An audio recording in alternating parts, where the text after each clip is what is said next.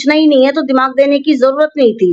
जब सारा काम एक किताब के हिसाब से हमें करना है, किताब को फ़ॉलो करके और बाकी काम अल्लाह की मर्ज़ी पे छोड़ देना है, तो ये हमारा दिमाग बिल्कुल वेस्ट चीज़ है, फिर तो ये बिल्कुल वेस्टिजियल ऑर्गन हो गया, यानी कि कोई भी इस अंग की कोई ज़रूरत ही नहीं है फिर तो हमें, ऐसा होना चाहिए। लेकिन अभी अक्सर मोमिन भाई लोग मुझसे पूछते हैं, "फिर तुम्हारे पैदा होने का मकसद क्या है? ज़रा गौर करो अपने आप।" तो मैंने कहा, "तुम ज़रा गौर करो कि तुम पैदा किसके साथ हुए हो? एक अदद पेट के साथ और एक अदद जेनिटल ऑर्गन के साथ पैदा हुए हो। बस इसी के लिए हम ज़िंदा हैं और सारी कवायद पेट भरने की है। पेट हाँ, भर के जब पेट भरा होगा तो आप अपनी जनरेशन भी बढ़ा सकोगे, वरना खाली पेट जनरेशन भी नहीं बढ़ेगी तुम्हारी। तो मतलब ऐसी बात करेंगे कि तुम पैदा क्यों हुए हो? क्या मकसद है? अरे तुम्हें नहीं पता, साफ-साफ दिख रहा है, तुम पैदा ही पेट के साथ हुए हो, पेट भरने के लिए, काम करने के लिए हो पैदा हुए हो।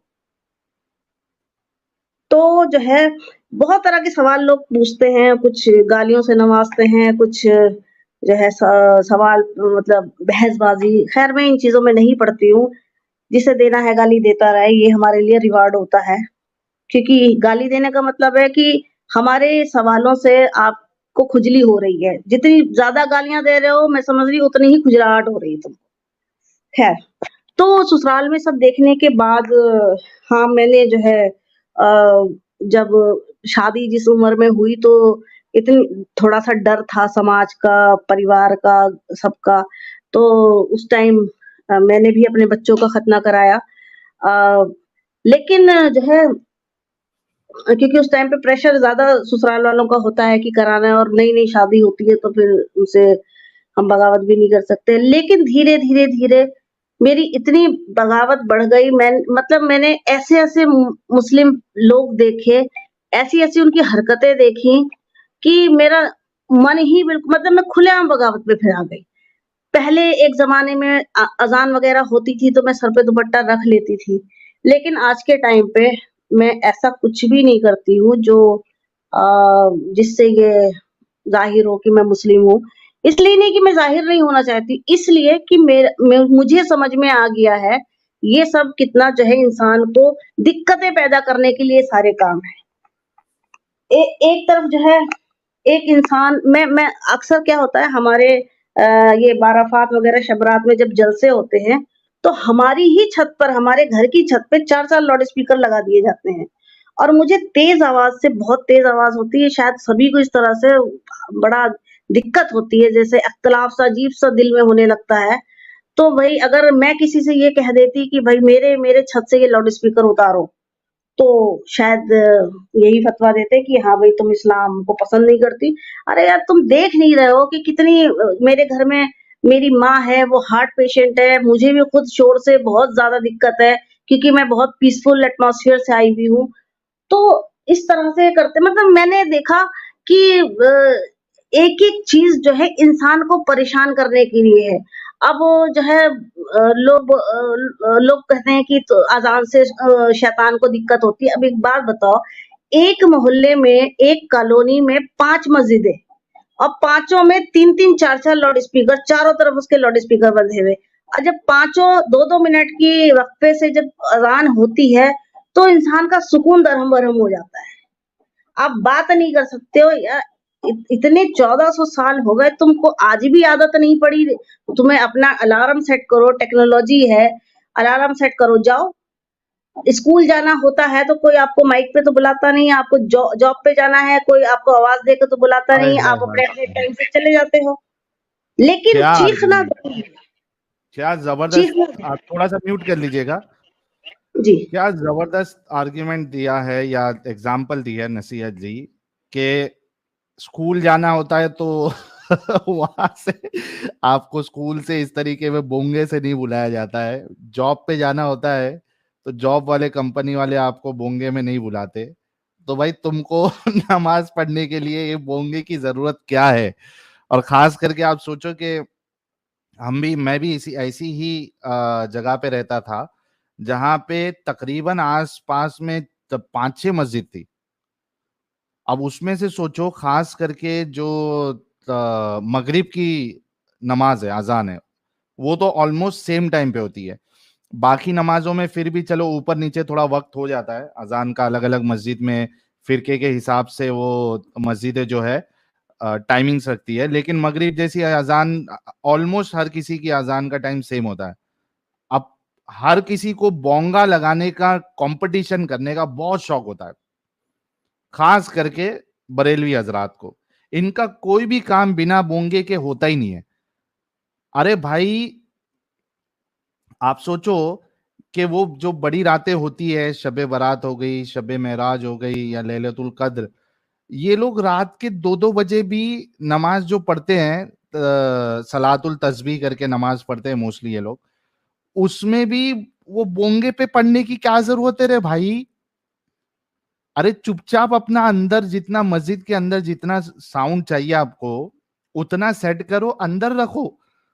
वो उसमें भी वो सलातुल तस्बीह की नमाज पढ़ा रहे बोंगे में, बयानात कर रहे बोंगे में। अरे ये क्या मुसीबत है भाई, जीना हराम हो जाता। जब मैं मोमिन था तभी भी मेरे को बहुत गुस्सा आती थी कि क्या मुसीबत है कि इनको हर चीज जो है वो बोंगे में ही करना है। ये कौन सा कंपटीशन चालू है। आप सोचो कि जो गैर मुस्लिम होगा उसका फिर क्या हाल होगा। तो कोई अगर किसी को घर नहीं देता है मोमिन को एरिया में, कि भाई हमको देना ही नहीं है, वो इसी वजह से नहीं देता है कि उनको पता होता है कि भाई ये अगर यहाँ पे बस गए थोड़े थोड़े थोड़े थोड़े करके, फिर हमारा जीना हराम कर देंगे ये लोग रोज का। इस वजह से अवॉइड करते हैं लोग। तो बहुत जबरदस्त आपने एग्जाम्पल दी नसीहत जी, प्लीज कंटिन्यू करें। जी।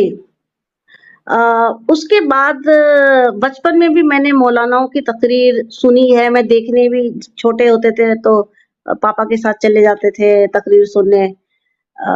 तो जो है, या अब तो हमारे पास टीवी, सोशल मीडिया का माध्यम है। जो तकरीरें सुनती थी वो इस कदर चीख-चीख के होती थी कि बात तो उनकी समझ में नहीं आती थी। सिर्फ चीखना, चीखना, चीखना, और वो भी 1400 साल पुरानी बातें। फलाँ का एग्ज़ाम्पल, फलाँ का एग्ज़ाम्पल, फलाँ सहाबी ने, फलाँ फलाँ जो है नबी ने, फलाँ रसूल ने, फलाँ पैगंबर ने ये किया, ये क्या। ये बताओ 1400 साल से यही चीज़ रट-रट के, सुना-सुना के या पढ़-पढ़ के फ़र्क क्या आया है, ये बता दो बस। इसका रिज़ल्ट बता दो। अगर इसका रिज़ल्ट कुछ पॉज़िटिव होता, तो आज 56 इस्लामिक देशों में इतनी जो है मारा-मारी नहीं होती। तो जब वो तकरीरें सुनती थी तो दहशत सी हो जाती थी मेरे को कि किस कदर ये लोग चीख रहे हैं। क्योंकि मैं समझती हूँ अगर कोई वाक़ई में धार्मिक इंसान होगा, वाक़ई में अगर होता है, कुछ लोग ना भगवान ईश्वर के बिना नहीं रह पाते, वो उनकी कमज़ोरी होती है। तो मैं समझती हूँ असली धार्मिक इंसान वो होगा जो चुपचाप मन में याद करेगा ईश्वर, अल्लाह, भगवान किसी को। उसके लिए कोई शोर-शराबे की ज़रूरत नहीं। जब जब तुम खुद कहते हो अल्लाह शहर से भी ज़्यादा करीब है, तो फिर चीख क्यों रहे हो ये बताओ? फिर तुम जो है चीख-चीख के तकरीरें करना, लाउड स्पीकर से अज़ानें देना या ज़ोर-ज़ोर से तिलावत करना, फिर उसकी क्या ज़रूरत है? और फिर दिखावा किस बात का करना? जब अल्लाह शहर से भी ज़्यादा करीब है, तो वो तो दिलों का हाल जानने वाला है। वो तो जानता ही है ना कि मैं कितनी ग्रेटफुल हूँ उसके लिए कि उसने मुझे पैदा किया और मैं उसके लिए बड़ी एहसानमंद हूँ। वो तो जानता ही है ना। ये सब दिखावा भी, मतलब 2 बातों में इनकी कंट्राडिक्शन है। या तो तुम ये मान लो कि अल्लाह ज़र्रे-ज़र्रे में नहीं है और शहरत से ज़्यादा करीब नहीं है, वो इतना दूर है कि उसको चीख-चीख के बताना पड़ता है और दिखाना पड़ता है कि मैं तुम्हारी इबादत कर रहा हूँ और मुझे माफ़ कर देना और मरने के बाद मुझे जन्नत देना। या तो तुम इस बात को मानो, या फिर जो है वो ये कहना छोड़ दो कि अल्लाह शहरत से भी ज़्यादा करीब है, या फिर ये नहीं है बात। 2 बातें एक साथ नहीं हो सकती है, ये दोनों में कंट्राडिक्शन है। तो जो है ऐसे ही बहुत से कंट्राडिक्शन हैं, कहते कुछ हैं, करते कुछ हैं, बताते कुछ हैं, तर्जुमों में फ़र्क है दुनिया भर के, तफ़सीरों में अपनी-अपनी मनमानी तर्जुमे हैं। आप किसी को अगर कोई भी हदीस भी निकाल के दिखा दो, कि अगर आप कोई बात बता रहे हो और हदीस दिखो, वो मानता नहीं है, आपने अगर उसको हदीस दिखा दी, नंबर बता दिया, पेज नंबर, नहीं ये तो तुम्हारी गढ़ी हुई है, नहीं इस ऐप से नहीं चलेगी, नहीं ये जो है वेबसाइट से नहीं निकालना है, लिखी भी दिखाओ, अरे सब कुछ कर दिया, और जिसे नहीं मानना होता है वो नहीं मानता। ये जो है गुलाटियां मारते हैं बंदरों की तरह, या फिर हलवाइयों की तरह जलेबियां छानते हैं। दो ही बात है इन लोग, दो ही तरह के लोग होते हैं इनके अंदर। ये लोग जो है बात पे गुलाटी मारना, बात पे जलेबियां बनाना, और अपनी बात पे तो वो ठहरते ही नहीं है। इस तरह के बहुत ज्यादातर लोग हैं। और आपका कोई क्वेश्चन हो तो पूछ लीजिए मुझसे। नहीं, आपकी बातों में इतनी क्लैरिटी है कि उसमें सवाल आने की जरूरत ही नहीं है। बहुत जबरदस्त तरीके से आप अपनी बात रख रही हैं। आई एम श्योर कि जो मोमिन और मोमिनाएं सुन रही होंगी, दे शुड रिलेट के आप क्या बता रही है और वो हकीकत है या नहीं है। जी प्लीज गो अहेड। जी, उसके बाद मैं टीचिंग करती रही हमेशा से, साइंस मेरा सब्जेक्ट रहा। तो मतलब अभी सीखने समझने की जर्नी चल ही रही है, क्योंकि सीखना समझना तो ताउम्र रहता है, हमेशा रहता है, ये तो कभी खत्म होने वाली जर्नी है ही नहीं। लेकिन अब तक जो सीखा और समझा, उससे यही समझ में आया कि मजहब जो है सिर्फ शक्ति प्रदर्शन का अखाड़ा है और कुछ नहीं। और सबको मुसलमान बनाने की चुल यही दर्शाती है कि बाड़े में जो है भेड़ों की संख्या ज्यादा से ज्यादा कैसे हो। बिना दिमाग की भेड़ें एक तरफ हकाओ, सारी उसी तरफ चली जाती हैं। जिन लोगों को कुछ भी नहीं सोचना समझना है, आगे वाली भेड़ जिस तरफ जा रही है, सारी हजार की हजार भेड़ भी उसी तरफ चली जाएंगी, बिना ये सोचे कि वो क्यों उधर जा रही है और उसका क्या हाल होगा।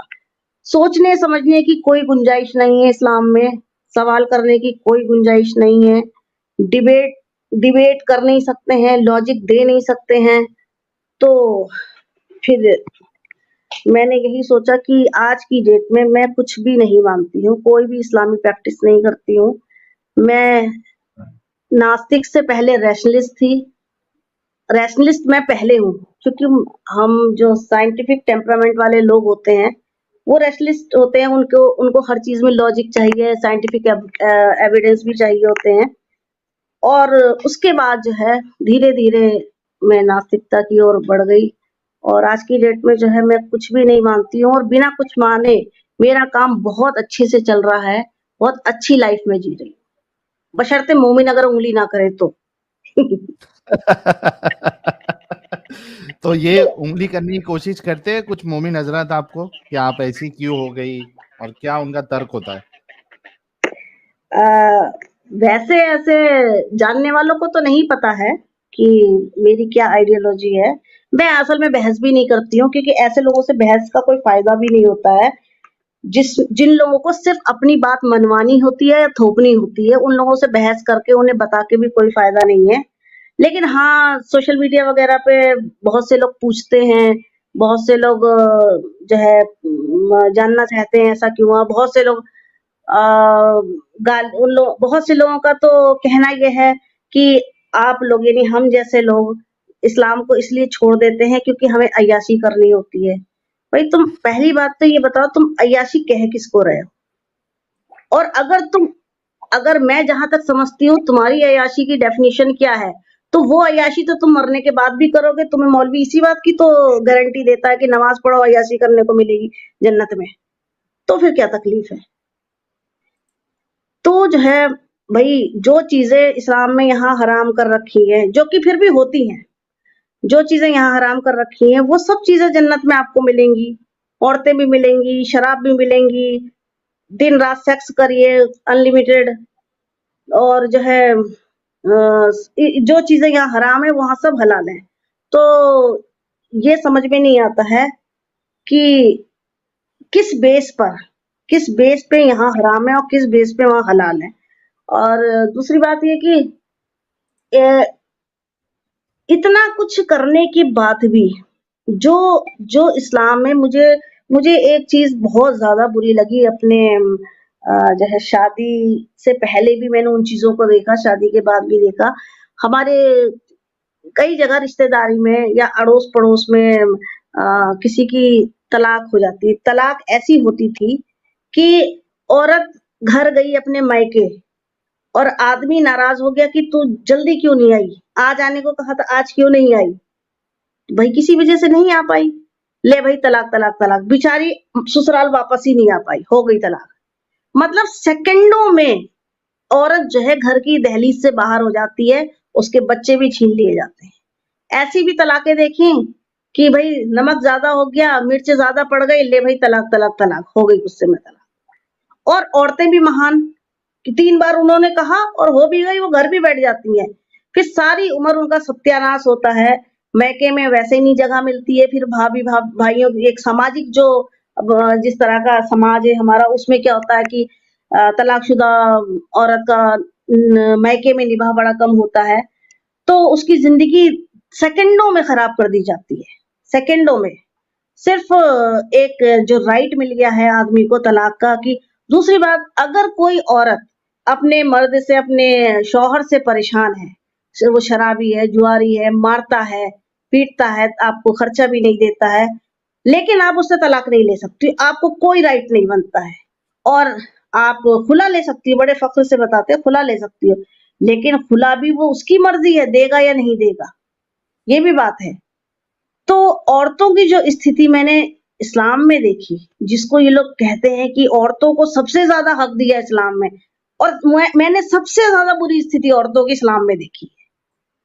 उनको जो है अब तो थोड़ा सा सरकार के दबाव से या थोड़ी सी अवेयरनेस की वजह से पढ़ाने लग गए हैं स्कूलों में, वरना इस्लाम में, मुसलमानों में पढ़े लिखी लड़की का मतलब होता है कि हाँ जी कुरान और हदीस पढ़ी है।